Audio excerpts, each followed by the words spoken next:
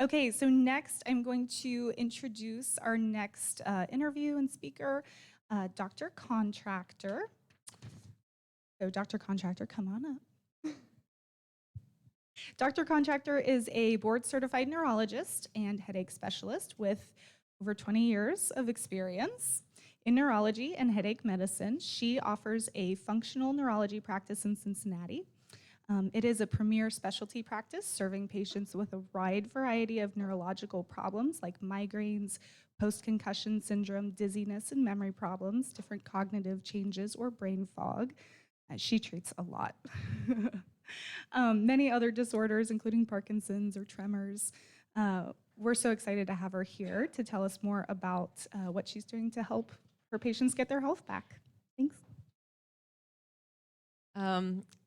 Dr. Contractor and I were introduced by a mutual friend, and I remember thinking, a functional neurologist? I mean, that is a gem. That is a rare gem. I mean, what you do is so desperately needed in this city, and you are just a gem. So, not to mention, you have a fantastic heart for people and extremely knowledgeable. So I'm very excited to interview you, and we don't have as much time as we need, so we'll just jump right in there.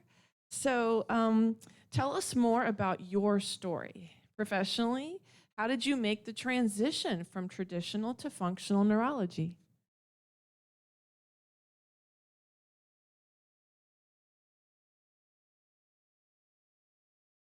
I want to thank my friend, my mentor, Dr. Lisa Mannix, for who I am today. And I really want to thank Teresa for giving me the courage to transition my traditional practice to a functional neurology practice. So I want all of you to give them a hand.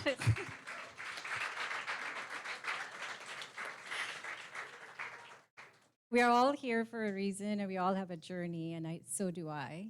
I mean, I was a staunch traditional practitioner for a period of time till I had my own health issues. My journey is very long, so we'll keep it short.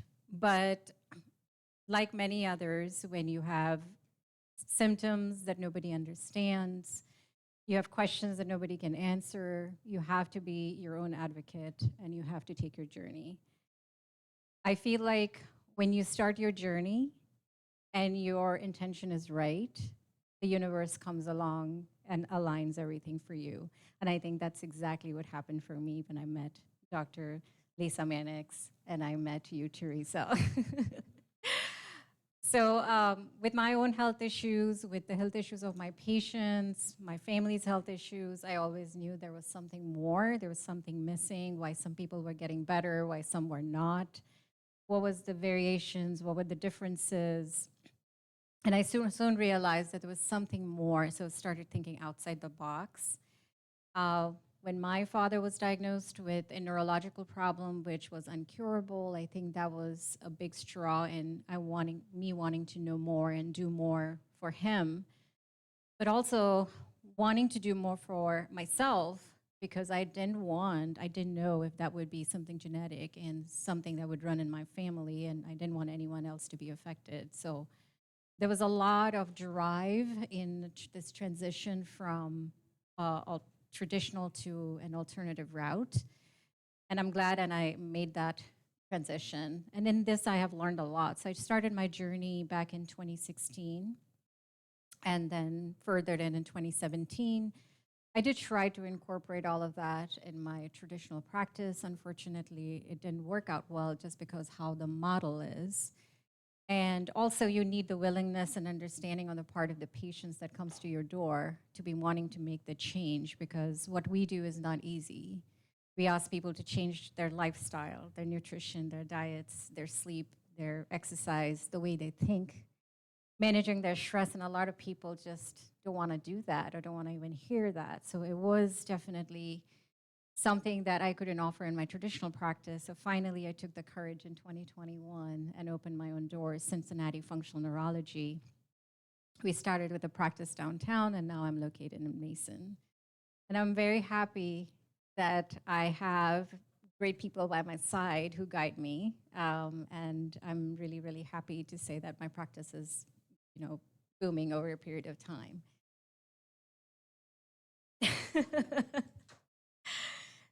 So the great thing is with my knowledge of, traditional medicine, neurology, I can incorporate functional medicine as part of it. And I think I get great results when I treat patients. And I have the ability to gauge where my patients want to be and offer them as much as they want to.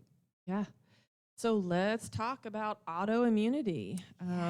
Help us understand what are the basics of autoimmunity. What's going on in the body? Why is it attacking itself? Just more specifics about autoimmune illness. So autoimmunity, as you all know, is auto means self, and immunity means your immune system is recognizing something that belongs to your body as foreign and starts attacking it. So we all have our immune system that is protecting us. But when our immune system recognizes us as foreign and starts attacking it, that's when there is a problem. So like Dr. Nelson mentioned, Hashimoto's, it's a very common autoimmune condition, unfortunately. So where your own body is attacking your thyroid tissue. But there are many, many, many autoimmune conditions. They could be target specific or organ specific. So it could be thyroid, it could be your pancreas causing diabetes. It could be part of the brain, myelin basic protein causing multiple sclerosis. But it could be also generalized. So for example, lupus is an example where it targets the DNA and it doesn't see where the DNA is. It's a generalized autoimmune condition, scleroderma. So it could be an organ-specific autoimmunity and it could be a generalized autoimmunity. The unfortunate part is that there are a subset of people who have genetic predisposition, highly more predisposed than another person who would develop autoimmunity, but that's one part of it.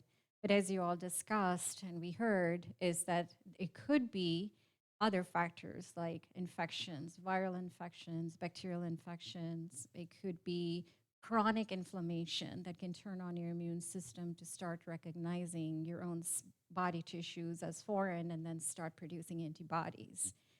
And in terms of autoimmune conditions, the problem is that patients can have symptoms for many, many, many, many years before they actually get diagnosed. So we say it's average about 15 to 20 years before they can get diagnosed with an autoimmune condition.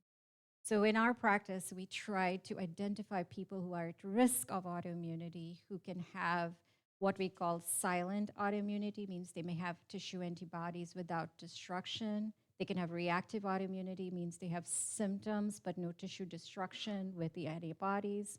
Or they can have stage 3 autoimmunity where actually we can see tissue destruction.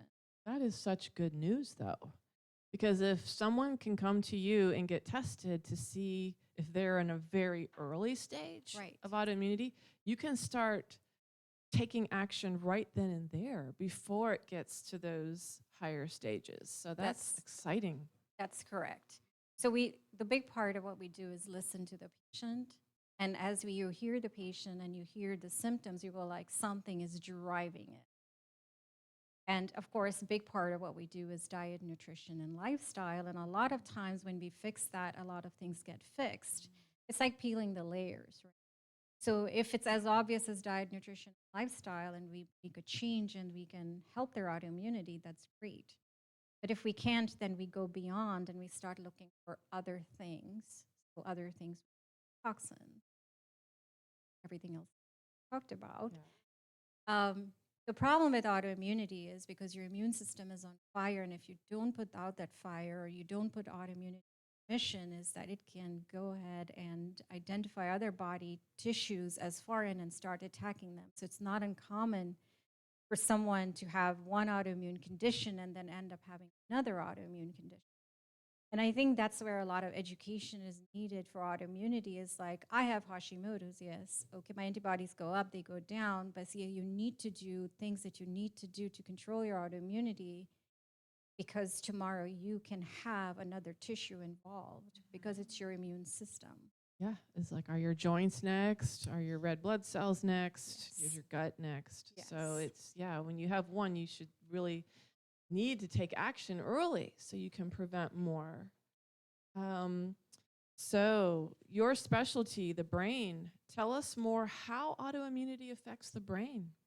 So you can have target proteins or proteins that are recognized by your immune system to, for example, the cerebellum. We see that very commonly with Hashimoto's. A lot of times when I examine my patients with thyroid conditions, I will always do the balance test, the Romberg's test, the tandem Romberg's test, where they walk one foot in front of the other. And if I see that, I will encourage them definitely to be off gluten, off dairy, and any cross-reactive foods because gluten can cross-react with the tissues in the cerebellum.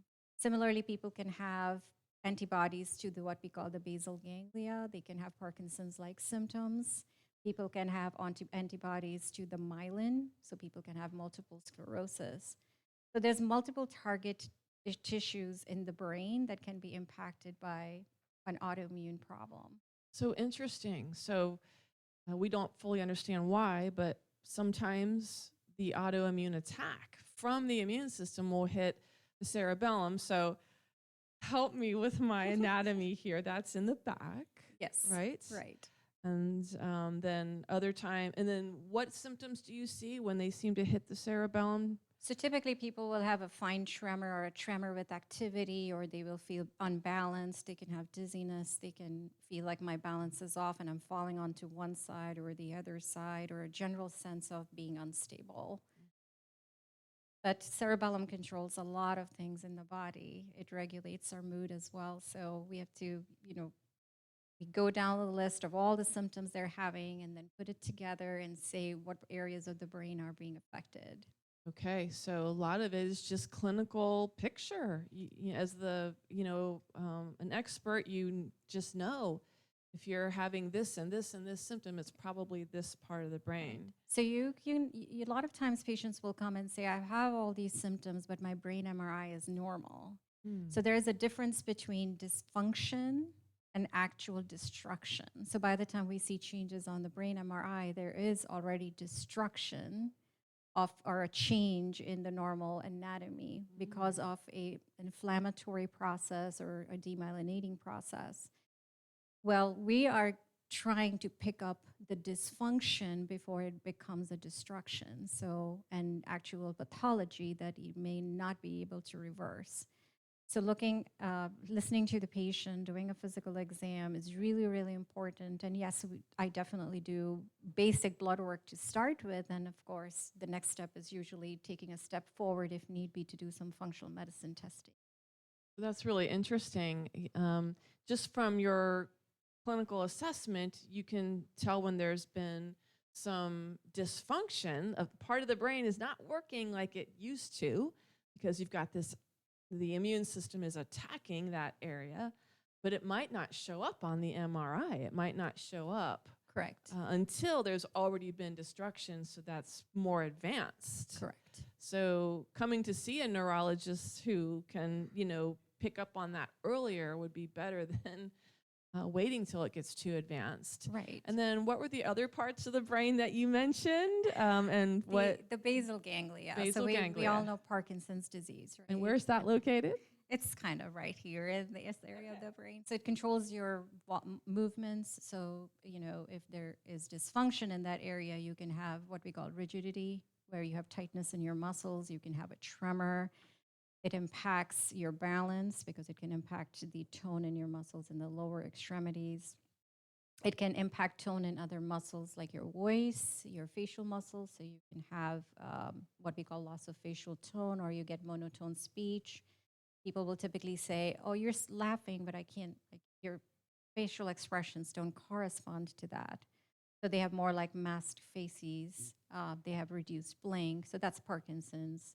But then there is Parkinson-like syndromes that, like Lewy body, Parkinsonism plus. So there's a whole spectrum of basal ganglia problems. Not everything is Parkinson's disease. But again, it's about picking up the subtleties in the beginning rather than waiting for the disease to happen, because by the time disease happens, certainly the intervention is much more aggressive. I'm going to cut in on you and just ask, what are some of your favorite early interventions when someone does come to you with some of these early symptoms? What are some of your favorite treatments or things that you like to get going right away? So I always start with diet, nutrition, and lifestyle. Sleep is my go-to, because if I can fix their sleep, I can fix so many things that are happening in their body. Their cortisol rhythm patterns, their insulin, which is a big driver of inflammation. They Because when they're not sleeping, if there's they're not just more inflammation. Exactly. Their cognitive functioning feels better, executive functioning feels better. So I definitely, sleep is the priority. And then, of course, I would say side by side, nutrition is their priority. So starting with just eliminating processed foods, that's the first step. But typically, really, if I see anything that they have any symptoms that is affecting their brain or their neurological system, I will tell them to go gluten-free for at least 3 months, if not less, just so that we can see the impact of calming the inflammation down in their body. And of course, we know that gluten cross-reacts with casein, which is milk, so I would have them go dairy-free as well, without doing additional testing to look into it. And if the patients start feeling better, like Dr. Nelson said, 99.9% of the patients will report some improvement, then we can continue that. Or if they report some improvement but not all the way, then we continue to eliminate foods and figure it out. And yes, we can always do some testing. But the other big thing is I get my patients moving. So, moving in the way that will stimulate different areas of the brain. So I do a very comprehensive evaluation of the different areas of the brain and give them some guided exercises to stimulate certain areas of the brain. So if a person says, I can't wake up in the morning, or it's hard and I snooze 10 times, I'm going to tell them to wake up in the morning and do jumping jacks, or do some push-ups to get their frontal lobe going, firing, their dopamine and norepinephrine being released so they can get going with the day. So it depends on the patient's dysfunction of certain areas that the exercises would be given to them, in addition to just the regular exercise that they would benefit from. So for example, if my patient has cerebellar disorders, the back of the brain, where their balance is affected, I may not tell them to do yoga because they may feel much more disbalanced. So, or I'm not going to have them walk on a treadmill if they're feeling unbalanced. So everything is personalized in my practice because I want to make sure that they have the best outcome. So they get very detailed instructions of what they should be doing. So diet, nutrition, lifestyle. And then the big piece that I think is missing is, understanding your system, which is the flight, fright, fear response and the rest and digest response, and how important it is for your brain to be able to function better when you balance it out. So I think we are all in a high sympathetic drive all the time, and to some extent, fight or flight. That's fight or flight. Sympathetic is fight or flight. Yeah. Yes. And to some extent, we need that. Yes, of course. When I'm driving, when I'm talking, I need that. But if I'm in an overdrive all the time, then my rest and digest is down. So now I'm not really, I'm on the best diet, but then I'm not assimilating, I'm not absorbing my nutrients because I'm staying in that state. So meditation, gratitude, journaling is a big part of what I educate my patients on. And trust me, it's not an easy process. It takes several sessions or visits before we get there. Yeah. But once you start somewhere where your patients have the willingness or the readiness or the understanding to start, and then you kind of build up on it. It's like peeling the layers. And I usually guide my patients to say, when you get better with something, it tells me something. When you don't get better with something, it tells me something. And then I have to think about the mechanism that may or may not be involved, and it will help me take the next step to guide you to feel better. So headaches. Yes. So you and Dr. Mannix are the experts in our city for headaches and migraines. Does autoimmunity play into that at all? I've never asked you that question. Or is that just, Glad you asked. I would say that I think of headaches as a complex web. So in that web, or actually any symptom or any disease I see as a complex web, and then in that web, of course, autoimmunity is certainly a big part of it.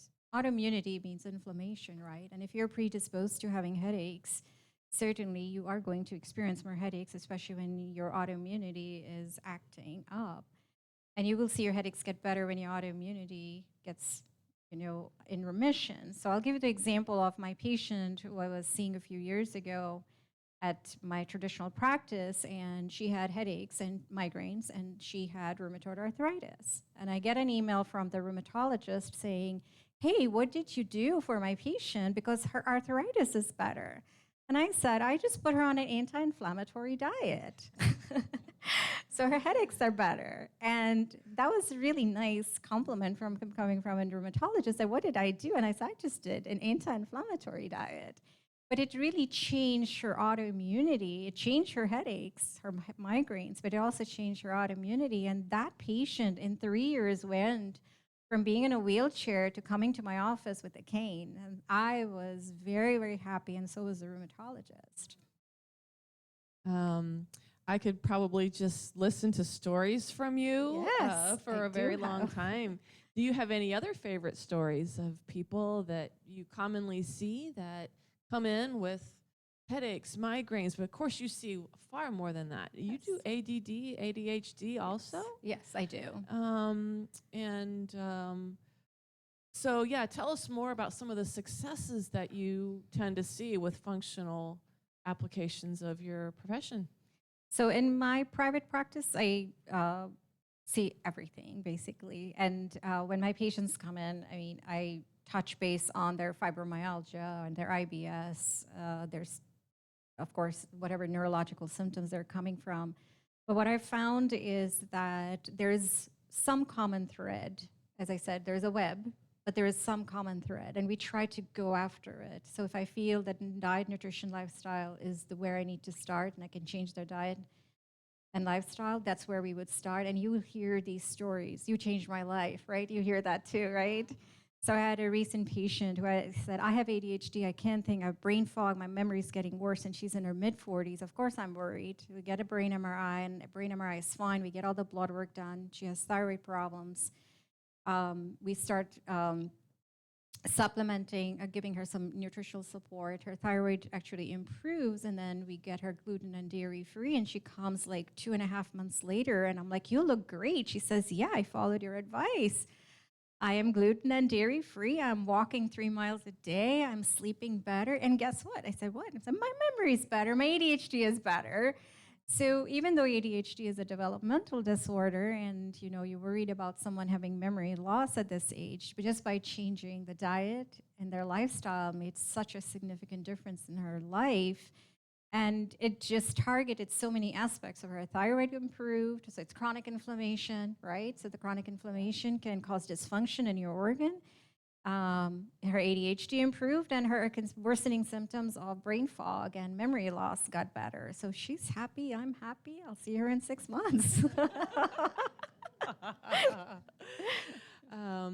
So basically, what I hear you saying is that autoimmunity is a dysfunction of a network Correct. in your body. So it's not really just about the brain or just about the thyroid or just about the gut.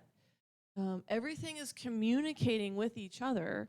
And so taking some of the gas off the fire, like if gluten is playing into that, or dairy or sugar, processed foods are playing into that, can just make a huge difference. But sleep, you were talking about, getting into rest and digest mode, that parasympathetic through prayer, meditation, just restful practices, stress reduction.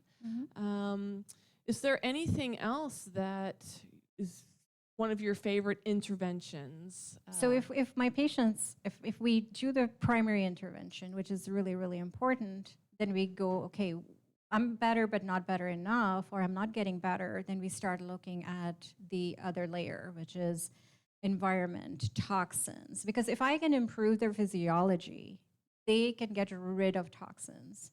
But if your physiology is so congested that you don't have the ability to get rid of the toxins, then no matter what I give to you is not going to work. So once I improve the physiology and I still don't see the improvement that we anticipate seeing, then we look at other factors that may be playing a role, and then we go after those. So I'll give you the story of a 22-year-old, and she was having neurological symptoms, and her neurological symptoms were tremors, anxiety attacks, went to the ER, got MRI twice, got diagnosis of anxiety disorder, but she wasn't feeling any better even after taking the anxiety medication. And we just started talking, and reviewed all her records. And I'm just asking, I say, are you exposed to anything? She works in a vet's office. And she said, no, I'm not exposed to anything. And then I said, okay, what do you drink? What's your water source? What's your air source? Do you have this? Do you have that? Well, it turns out the mom said she had seen some mold in the house. Yes. Good old mold. And we got the house tested. Of course, it was positive. And then we got the house treated. And she was a totally different person at a 3-month appointment. And all we did was remove her from the environment. We put her on a bunch of supplements to just support her physiology. And there she was, a totally different person. That just makes me so happy to hear. I mean, she could have gone for years just being told, well, you have this disease or that disease, but she was mold sick.